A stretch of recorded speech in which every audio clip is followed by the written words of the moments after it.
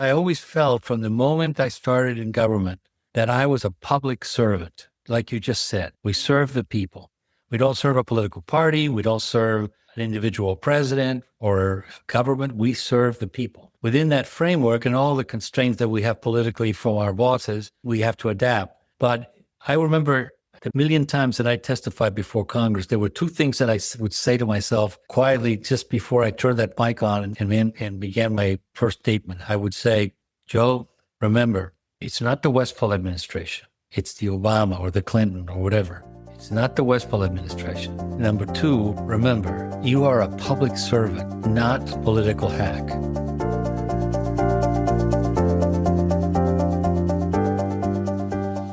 Welcome to Management Matters. I'm James-Christian Blockwood.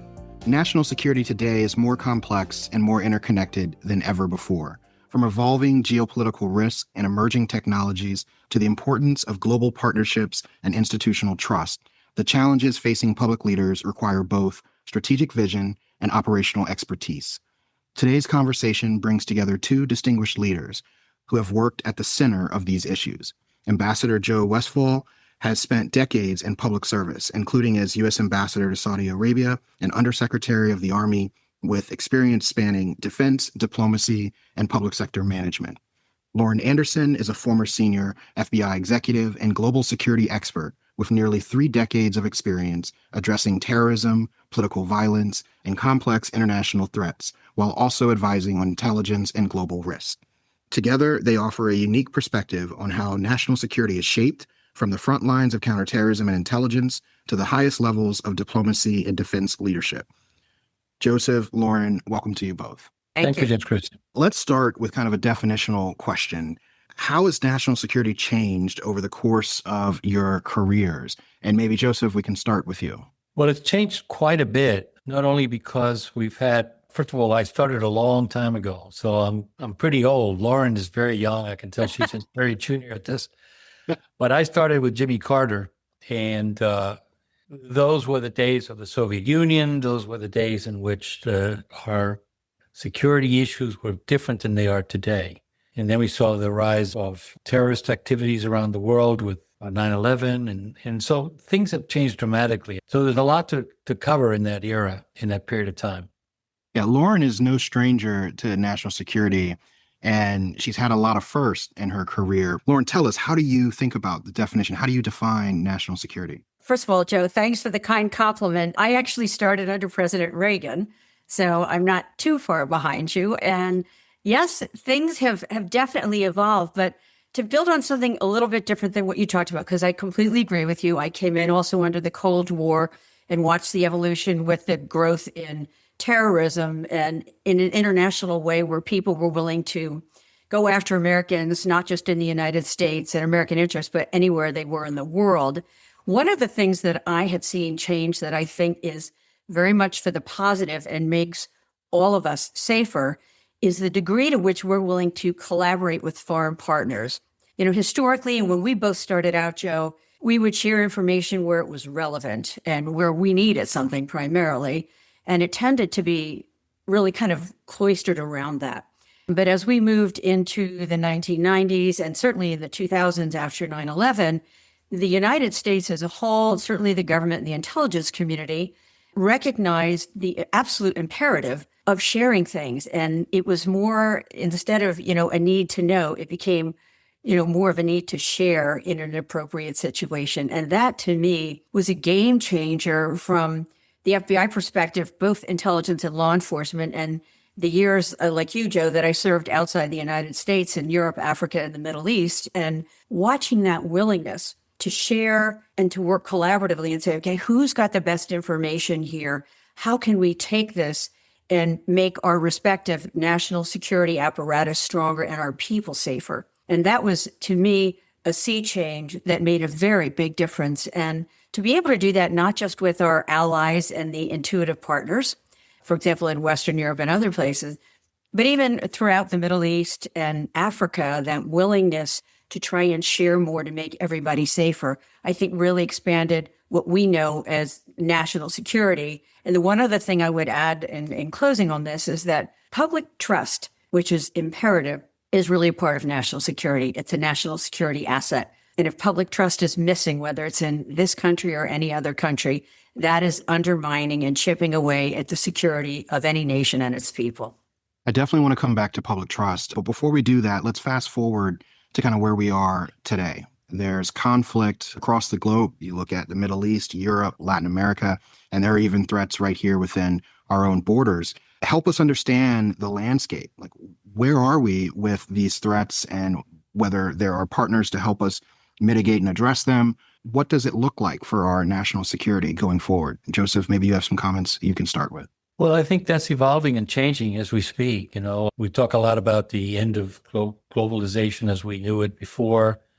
So when Lauren talks about sharing information, we were much more disposed back then because we felt a shared interest with partners, for example, European partners. Now, I'm not in the national security sphere anymore. I'm retired. So I don't know to what extent that has dramatically changed over time. But when I was ambassador, for example, I did have a very strong FBI contingency in my embassy. And through them and through our CIA efforts and other intelligence sources, we shared a lot of information, not just with the Saudis, but with people all over the Middle East and our European partners as well.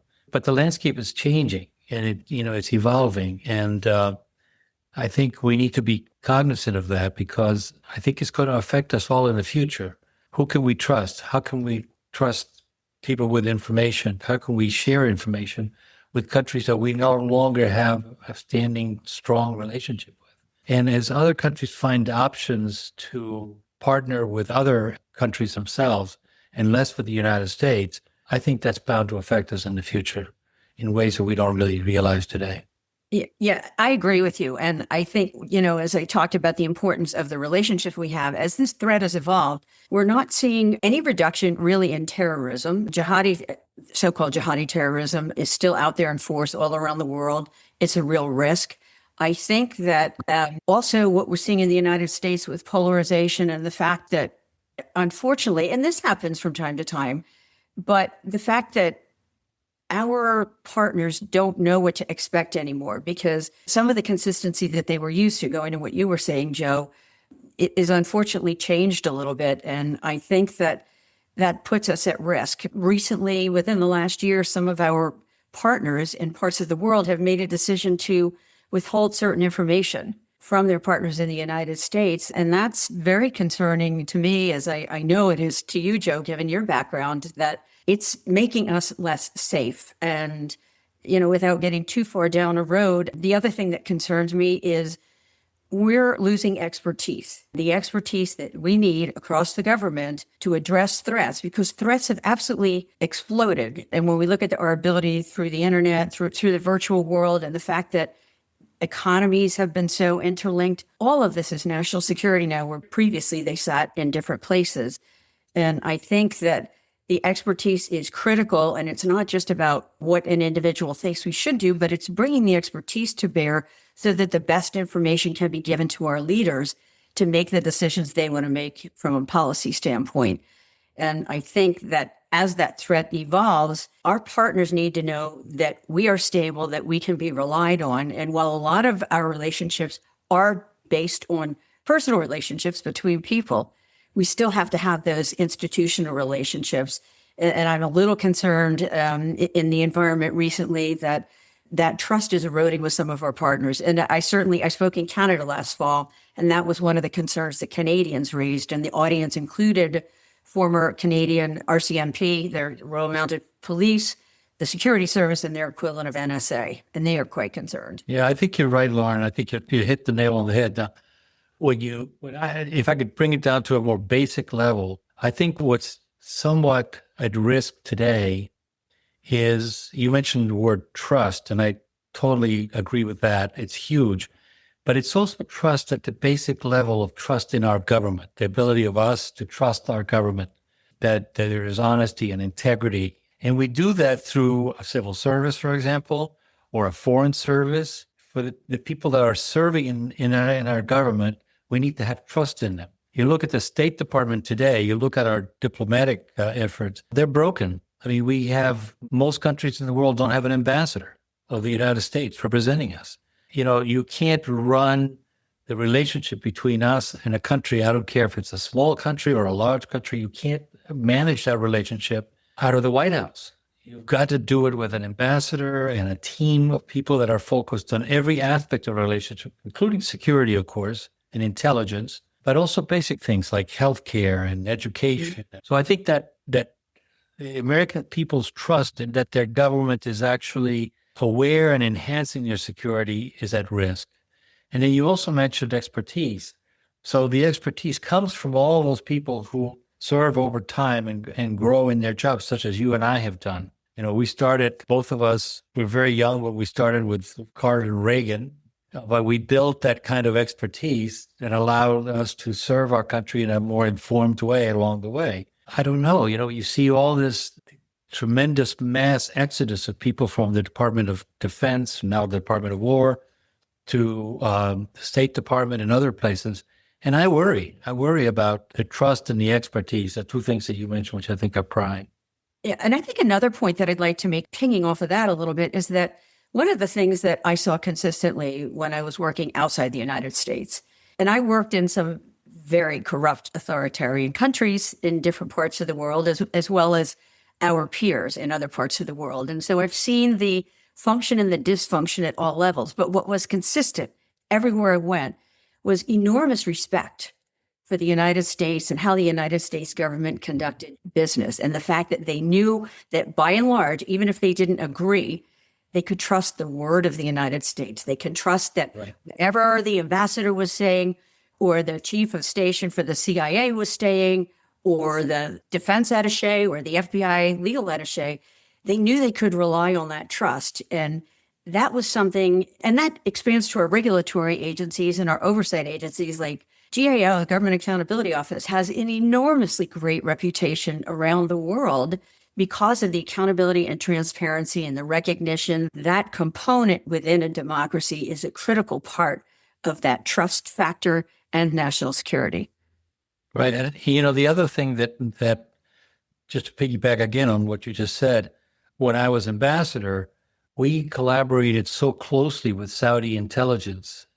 They saved many American lives because we were at risk initially when I first went there from Al-Qaeda that was still operating there, and then from ISIS. And they were operating at a distance, but they were infiltrating as much as they could. And it was because of Saudi intelligence sharing very sensitive information with our folks, our FBI folks, our CIA folks, our diplomatic security folks, that we didn't have any major issues. We didn't have Americans at risk, at least during the time that I was there.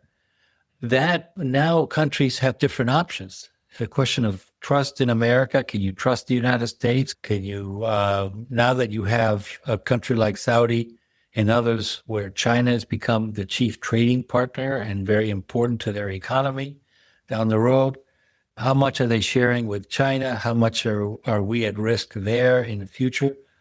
It worries me that it's not the same as before. And part of that also is that no matter how corrupt countries may be that we have relations with or that we're based in as foreign service or in other categories, their view of America as an ethical nation, as a country founded on an ethical background is very important. And I believe, James-Christian, I will mention this to you since you're the head of public administration in the United States, that ethical aspect of the United States has grown from our civil service, from our government service, from the people who have served our government. Not that there is no corruption, but it's so small compared to what you find in other countries. And that level of trust in us is very important. And I worry that that's eroding as people leave. I think you're absolutely right. I mean, at the National Academy of Public Administration, we see the values that really help public administrators do their job well. So we obviously go for effectiveness, efficiency, accountability, and transparency. But underneath all of that and kind of core to that really is ethics. It's what kind of leader are you and how can people either believe what you say or can trust that you will do what's in their best interest, the country's best interest. We talked about trust in kind of two different ways. There's the public trust in terms of the American people thinking about institutions and government and its ability to provide safety and security. And we see some of that on decline. We also talked about it from a partner and cooperation standpoint, like intelligence and information sharing, and then even a reputational sense in terms of, can you trust the United States to deliver what it generally has in the past? But we're in the environment we're in now. And so what can we do about that? How do we regain or recapture that trust deficit? And is it a strategy or a systems answer? What advice can we give to our national security officials and even our public servants that are supporting them to really help against these current threats, more traditional threats, but also the new and emerging ones? What threats do we see over the next 5 to 10 years? What's the role that we would expect the United States to play? And how do we help our leaders make sure that we can live up to that expectation? So let me jump in. I think there's a couple of things. First of all, respect for the rule of law. We are a rules-based society and country. And when we deviate from those rules, or we change the rules midstream, as if we're playing a game of football and suddenly the rules that we know are not what they were 5 minutes ago, that undermines trust. That creates real challenges for us as a nation and as for people. And I think that's one of the challenges we face today, whether we're talking about immigration, and that's not our topic for today, or anything else, but we need to stick to the rules and not what individuals want to see, but what the rules and the law say. And another component of that is listening. One thing, sometimes the United States is correctly, accused of being arrogant outside the United States. And there's some truth to that. I've seen it. But on the other hand, something that we do well and intentionally in a lot of places is listen. And listening well to other people is something else that, in my view, has been degraded. And that is in all three branches of the government. It's across the society. And I think, to go to back to your question, how do we start addressing this? This is going to take literally not a whole of government, but a whole of society effort, and every person listening to the person who lives next door to them. Members of Congress actually listening to their constituents, because the constituents are who put them in office. Any administration, it doesn't matter, Republican or Democrat, they didn't put those members of Congress in there. They got there because of the people. And so to me, knowing that we are going to adhere to our rules-based order, and that's been changing to some extent, as well as listening, that's going to make a difference. In all of the years that I've spent, almost 30 years with the FBI, another decade plus working as an advisor with GAO and as an advisor to the Army and warfighter exercises, what is consistent is we followed those rules. And unfortunately, in the last year and a half, there's actually been statements made within the Department of Justice that we're not going to pay attention to certain laws anymore. We're not going to enforce laws. And to me, that undermines the public trust dramatically, because we've always, and Joe, this, there's always been ups and downs, different policies of what's emphasized, what you pay more attention to, where you place more resources, and that's fine. But you still stick to the rule of law. You don't undermine the rule of law, because that undermines trust. And I think for each of us, whether it's within the government, whether it's within our own communities, I think, James-Christian, going back to what you were saying, we have to start listening, and it has to start from the top, and everybody needs to accept responsibility for themselves in their own life, and particularly our public servants. Unpredictability can certainly be a strategy. I'm not sure that's exactly what's happening here. Definitely true that consistency can generally lead to reliability and getting back to that trust factor. We're talking about maybe we were in the past good at listening and perhaps not listening as much. Now, Joseph, if we're not listening, what's the message you think different branches of government or different leaders might be missing that they're not hearing? They're missing a lot, missing a tremendous amount, but it's short term and it can be corrected. And I think it will be corrected. One of the great things about our country is that we've been through pretty awful periods in our history on almost every aspect of our society, from international affairs to our domestic policies. And we have this pendulum that swings, and problems get fixed, and then they come back and hit us again. Did we learn the lessons from Vietnam? Probably not, right? Did we learn lessons from Iraq? Probably not. Have we learned the lessons from Afghanistan? Not too much. But we try. We make an effort to self-correct. And I think we will again. We have a framework that absolutely works. And it's one of the frameworks that everybody aspires to around the world, which is why so many people want to live in this country. And that's this Constitution. It's a framework that's not easily applied and operated, but we have operated on it as best as we could for 250 years. And I think it's important, too, for the American people to understand that they look at the government as a monolith.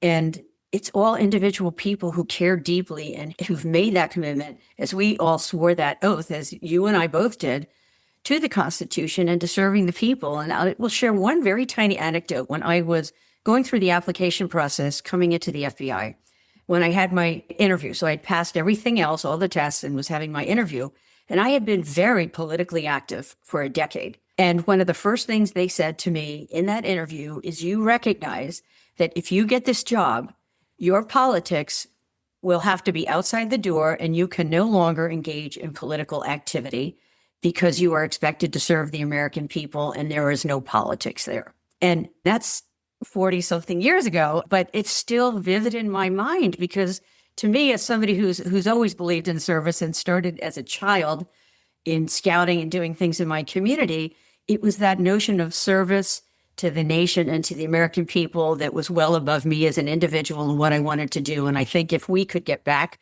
to that core, I agree with you, Joe, we go cyclically through things, but I think if everyone focuses on that's the reason for being, and if the American people can see that and recognize that the people that work for our government and the institutions that support it care deeply of their notion of service. Lauren, in all the jobs that I had with 5 different presidents that I worked for, my jobs were all political. I was always a political appointee. But I remember both President Obama and President Clinton being asked at one point with me in the room if I was a Democrat or Republican, because I had worked for Republicans in the Congress, in the Senate, in the House.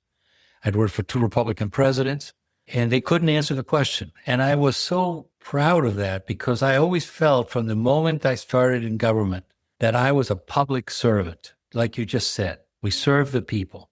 We don't serve a political party. We don't serve an individual president or government. We serve the people. So within that framework and all the constraints that we have politically from our bosses, yeah, we have to adapt. But I remember the million times that I testified before Congress, there were 2 things that I would say to myself quietly just before I turned that mic on and began my first statement. I would say, Joe, remember, it's not the Westphal administration. It's the Obama or the Clinton or whatever. It's not the Westphal administration. Number 2, remember, you are a public servant, not a political hack.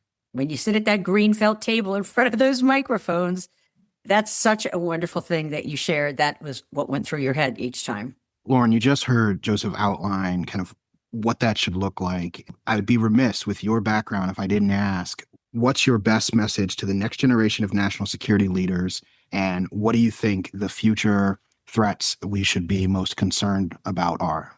Okay, I would say a couple of things. First of all, I love working with young people who are interested in national security because they are our future. And the more we can encourage people, the better. And I think that servant leader is a really big component. I agree with everything that Joe said.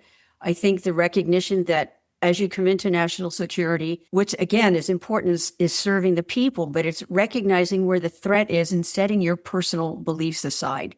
You're also going to have moments that you face that might be not in an alignment with what you believe, but as long as you're adhering to what the rules are and addressing the threat, that's important. I think what's also important is the recognition that the internal processes that exist within agencies and across the government, such as the inspectors general, the role that GAO has, each agency, the FBI had an Office of Professional Responsibility.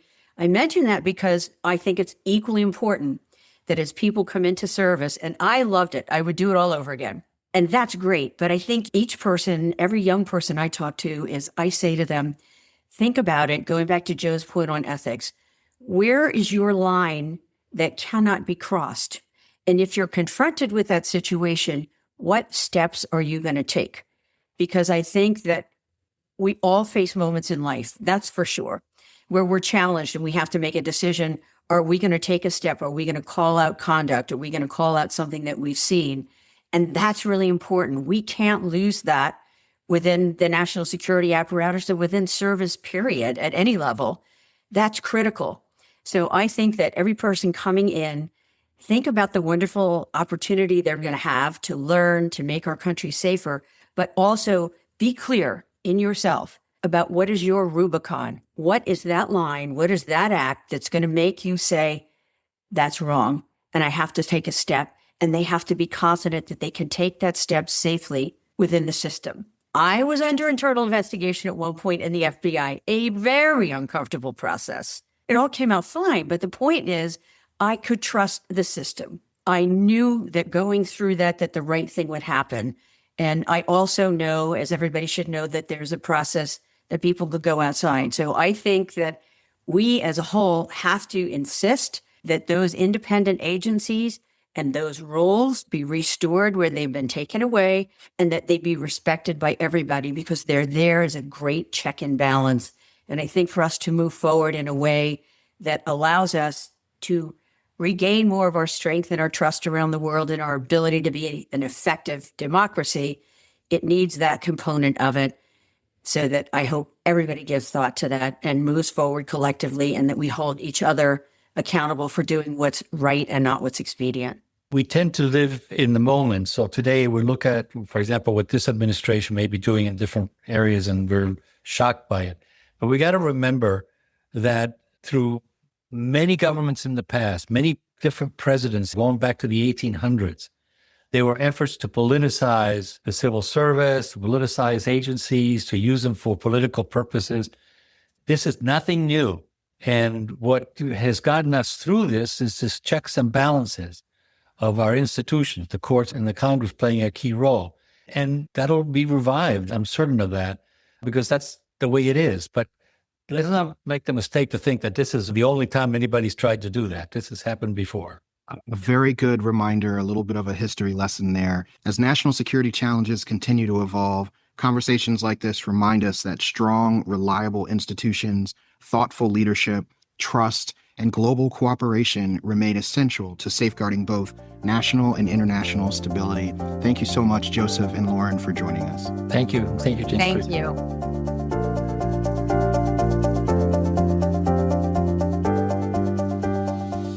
Management Matters is a presentation of the National Academy of Public Administration, produced by Lizzie Alwan and Matt Hampton, and edited by Matt Hampton.